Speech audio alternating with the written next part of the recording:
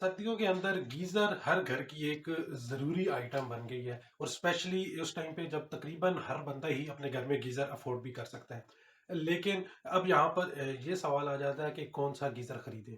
अगर हम कैपेसिटी के लिहाज से बात करें तो गीज़र की दो किस्में होती हैं। नंबर एक स्टोरेज गीज़र और नंबर दो इंस्टेंट गीज़र। इस टॉपिक के ऊपर मैं ऑलरेडी वीडियो बना चुका हूँ जिसका लिंक ऊपर आपको साइड पे शो हो रहा है, डिस्क्रिप्शन में भी मैंने दे दिया है, वो आप वीडियो देख लीजिएगा। इसके अलावा गीज़र की दो किस्में हैं। नंबर एक गैस गीज़र, नंबर दो इलेक्ट्रिक गीज़र। और इन दोनों के दरमियान जो सिलेक्शन है वो बहुत ज़्यादा ज़रूरी है, यानी आपको ये पता होना बहुत ज़्यादा ज़रूरी है कि आपको कौन सा गीज़र लेना चाहिए। अब बेसिकली जब भी बंदा गीज़र परचेज करने जाता है और स्पेशली वो जब गैस और इलेक्ट्रिक गीजर के अंदर का डिसीजन लेना होता है उसने, तो उस टाइम पे उसके माइंड में बेसिकली दो ऐसे क्वेश्चंस होते हैं जिनको वो चाहता है कि मैं आंसर करूं। इस वीडियो के अंदर बेसिकली मैं उन दो क्वेश्चंस का ही आंसर करूंगा और उन इसके बाद आप बेसिकली इस पोजीशन पे आ जाएंगे कि आप डिसीजन कर लें कि आपके लिए गैस गीजर बेहतर है या इलेक्ट्रिक गीजर बेहतर है। अब वो दो क्वेश्चन कौन से हैं? नंबर एक ये कि कौन सा गीजर आपको सस्ता पड़ता है। गीजर खरीदते वक्त भी उसकी कॉस्ट किसकी कम है। और नंबर दो वो दूसरा ये कि ओवर द टाइम जब आप उसको इस्तेमाल करेंगे तो कौन सा गीजर आपको सस्ता पड़ेगा और आपकी जेब के ऊपर हल्का पड़ेगा। और दूसरा सवाल इससे भी ज्यादा इंपॉर्टेंट है, वो ये है कि दोनों गीजर में से किस गीजर की सेफ्टी बहुत ज्यादा है। मेरे ख्याल में आए दिन हम कहीं ना कहीं अखबारों में अपने जानने वालों में कुछ ना कुछ ऐसी खबरें सुनते रहते हैं, तो ये सवाल मेरे ख्याल में कॉस्ट की निस्बत भी ज़्यादा इम्पोर्टेंस रखता है। अब इसके बाद भी कुछ ऐसी और सवाल हैं जिनको आपको इससे पहले पहले आंसर करना ज़रूरी है, ताकि जब आप डिसीजन लें तो आप बेहतर पोजीशन में हो कि आपने कौन सा लेना है। जैसे कि ज़्यादा ड्यूरेबल गीज़र कौन सा होगा, यानी लंबे अरसे तक कौन सा गीज़र ज़्यादा चल सकता है। वर्किंग टाइम यानी पानी कौन सा गीज़र पानी जल्दी गर्म कर देता है। इसके अलावा एक और ये है कि किस गीज़र को इंस्टॉल करना ज़्यादा आसान है और किस गीज़र की मेंटेनेंस आसान है। तो अगर आप ये वीडियो मुकम्मल देखेंगे तो इस वीडियो के अंदर मैं आपको गीज़र के मुतालिक इंशाल्लाह ताला कंप्लीट इन्फॉर्मेशन दे दूंगा और उसके बाद आप बेहतर पोजीशन में आ जाएंगे कि आप कौन सा गीज़र सेलेक्ट करें, गैस वाला या इलेक्ट्रिक।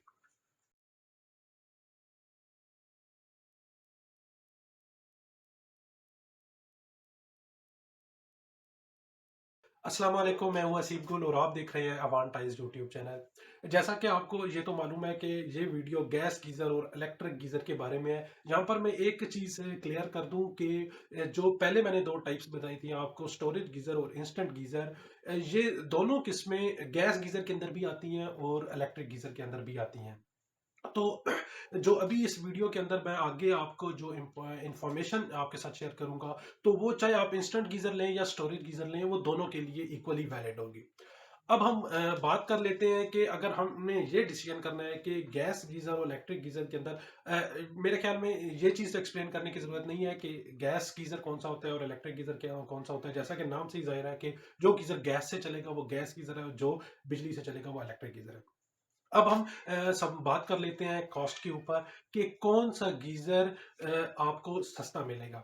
अगर हम खरीदारी की बात करें तो जो गैस गीजर है वो इलेक्ट्रिक गीजर की निस्बत सस्ता पड़ता है।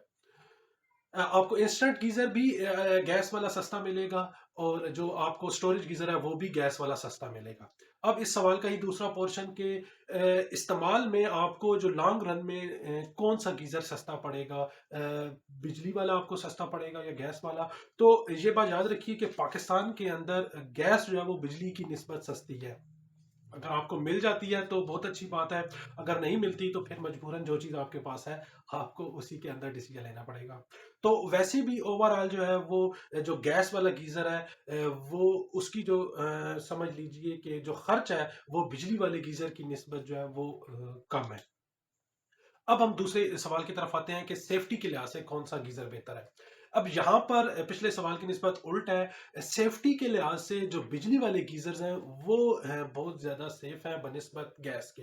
अगर हम स्टोरेज गीजर की बात करें तो स्टोरेज गीजर जो है वो मोस्टली आप ऐसे एरिया में लगाते हैं जो ओपन होते हैं। आपने जैसे अपनी किसी बालकनी में लगा लिया, गैलरी में लगा लिया, छत पे लगा लिया, तो वहां पर तो गैस गीजर इतना नुकसान नहीं देते और बिजली गीजर भी आपको उतना नुकसान नहीं देते। लेकिन इंस्टेंट गीजर के अंदर अक्सर लोग वॉशरूम के अंदर जो है वो इंस्टेंट गीज़र लगा देते हैं, वो गैस वाला बिजली वाला हो। यहाँ पर बिजली वाला गीज़र तो नुकसान नहीं देता। अभी तक मैंने ये खबर नहीं सुनी कि इंस्टेंट गीज़र किसी ने बिजली वाला लगाया और उसको उसका मतलब कोई करंट वगैरह लगा हो। लेकिन गैस वाले जो गीज़र है उसकी बहुत ज़्यादा खबरें सुनी हुई हैं। अक्सर औकात वॉशरूम जो लॉक होता है तो फिर वॉशरूम के अंदर गैस भर जाती है या वो फट जाता है। मतलब इस तरह की बातें बहुत ज़्यादा जो है वो सुनने में आती हैं। तो आपने एहतियात करनी है। एक तो अगर सेफ्टी के लिहाज से हम देखें तो गैस वाला गीज़र सेफ कम है और बिजली वाला गीजर सेफ ज्यादा है। स्टोरेज गीजर के अंदर गैस वाला गीजर फटता नहीं है, लेकिन गैस अगर लीक होती है तो आपको नुकसान होता है। लेकिन इंस्टेंट गीजर के अंदर आप अगर वॉशरूम के अंदर गीजर लगाते हैं तो ये समझ लीजिए कि आप अपनी मौत का जो सामान है वो खुद कर रहे हैं। तो अगर तो इन केस आपको गीजर लगाना है और इंस्टेंट लगाना है और गैस वाला लगाना है तो फिर पहली सजेशन ये है कि आपने किसी ओपन एरिया के अंदर लगानी है जहाँ पे प्रॉपर वेंटिलेशन हो, ताकि खुदा ना खास्ता अगर आपके साथ कोई मसला बनता है तो वो आप उसका जो है आपका आपके ऊपर बुरा असर ना पड़े। तो सेफ्टी के लिहाज से जो बिजली वाला गीजर है वो गैस वाले गीजर की निस्बत ज्यादा सेफ है। अब हम बात कर लेते हैं ड्यूरेबिलिटी की। तो अगर हम टावर गीजर की बात करें तो उसमें बिजली और गैस गीजर जो है वो ऑलमोस्ट दोनों ड्यूरेबल के लिहाज से सेम ही है। आप जिस कंपनी का ले रहे हैं वो कंपनी डेफिनेटली वारंटी भी गारंटी भी देगी उसकी, और उनके सर्विस स्टेशन भी होते हैं। आप वहां पर लेके जाके अगर आपको मेंटेनेंस की जरूरत है तो आप उनको जो है वो उनकी मेंटेनेंस भी करवा सकते हैं। तो ओवरऑल ड्यूरेबिलिटी में दोनों गीजर ठीक है। यूनिट के ऊपर डिपेंड करता है कि कौन सा यूनिट कितना अर्सा निकाल जाता है, और कंपनी के ऊपर डिपेंड करता है कि कौन सी कंपनी जो है वो कितनी अच्छी है और कितनी पायदार बना रही है। इंस्टेंट गीजर के अंदर जो है वो एक छोटी सी टैंकियां आती हैं, स्पेशली जो बिजली वाले गीजर्स होते हैं। तो वो आप ये देख लें कि जो भी आप ले रहे हैं वो जरा उसकी क्वालिटी अच्छी हो ताकि वो लीकेज वगैरह भी ना करे और ज्यादा कोई उसका मसला ना हो। अब बात कर लेते हैं कि इंस्टॉलेशन की। तो मोरलेस इंस्टॉलेशन का प्रोसेस भी जो है वो गैस और बिजली का सेम है। जिन घरों के अंदर टावर जो गीजर्स होते हैं उनकी फिटिंग पहले से जब घर बनाए जाते हैं की जाती है तो पानी का कनेक्शन तो दिया ही जाता है। साथ में चूंकि हमारे पास हमारे माइंड में यही होता है कि वो जो टावर गीजर है वो गैस वाले आते हैं तो वो गैस के पॉइंट भी वहां तक पहुंचा दिए जाते हैं। लेकिन अब ये आपने देखना है कि जहां पर आपको गैस, अगर आपने गैस का गीजर लगाना है तो आपको गैस का पॉइंट चाहिए, और बिजली वाला गीजर अगर आपने लगाना है तो बिजली वाला पॉइंट चाहिए। फिर बिजली वाले गीजर के अंदर आपको एक और चीज है जो आज ही समझ ले मेरे नोटिस में आई है। वो ये है कि गीजरों की कैपेसिटी होती है वर्क, मतलब वो कितने वाट पे चलता है। मैंने एक जो full instant geyser made in Turkey गनर कंपनी का बेचा था। आज कस्टमर मेरे पास आया और उसने मुझे ये कहा है कि वो जो वायर है वो बहुत ज़्यादा हीटअप हो रही है और वो जल रही है। तो जब मैंने बात की तो मुझे उन्होंने बताया कि ये तकरीबन 3300 वाट से 5500 वाट तक चलता है, तो इसके लिए आपको बहुत ज़्यादा अच्छी और हैवी किस्म की वायर चाहिए होती है। तो आपने ये भी ध्यान रख लेना है कि अगर आपको इस तरह का कोई यूनिट इंस्टॉल करवाना है इलेक्ट्रिक में तो फिर आपको उसके लिए एक स्पेशल समझ लीजिए कि वायरिंग करवानी पड़ेगी। और अगर आपके घर की जो पहली वायरिंग है वो कमजोर है तो फिर उसके ऊपर गीजर काम नहीं करेगा और वो जो है वो आपको जो है उसके लिए एक सेपरेट कनेक्शन करवाना पड़ेगा। अब मेरे ख्याल में जो गीजर के लिए मैंने जो जितने भी पॉइंट्स हैं वो क्लियर कर दिए हैं। नंबर एक कॉस्ट, तो कॉस्ट के लिहाज से गैस गीजर सस्ते पड़ते हैं और इलेक्ट्रिक महंगा पड़ता है। सेफ्टी के लिहाज से इलेक्ट्रिक गीजर ज़्यादा सेफ है, गैस वाले कम सेफ है। लेकिन इन केस अगर आपने गैस इंस्टॉल करवानी है, गैस वाला गीजर, देन आपने ये मेक श्योर कर लेना है कि आप गीजर ओपन एयर ही लगवाइए, वेंटिलेशन का प्रॉपर इंतजाम करके।